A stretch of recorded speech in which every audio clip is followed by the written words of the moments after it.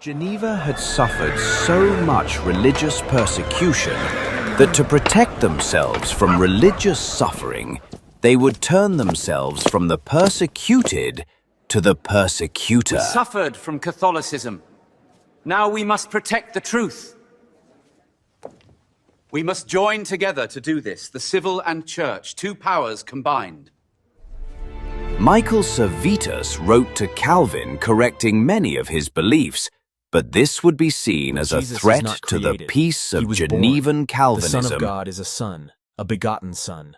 Begotten means born. To deny that he was ever born is to deny that he is the Son.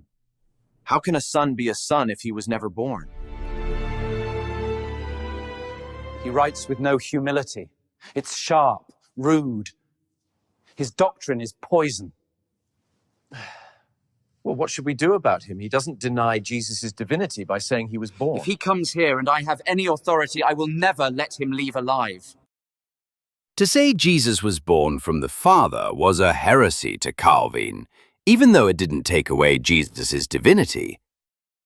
And Calvin's threat would soon prove to be true, as Servetus was declared a heretic in France and was soon to be sentenced to death. He escaped France and on the way stopped off in Geneva and listened to one of Calvin's sermons.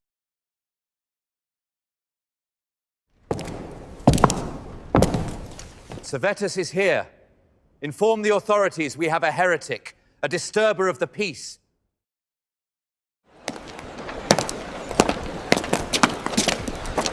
The religious and political union in Geneva meant that, as per the wishes of the Church, Servetus was arrested. Michael Servetus. He was put in prison, tried in their court, and sentenced to death.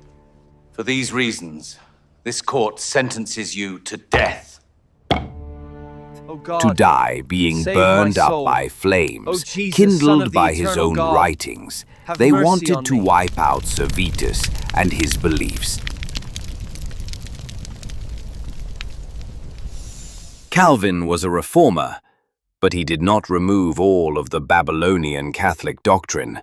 Servetus reformed more than Calvin was comfortable with, and Servetus correctly saw that the Trinity was unbiblical.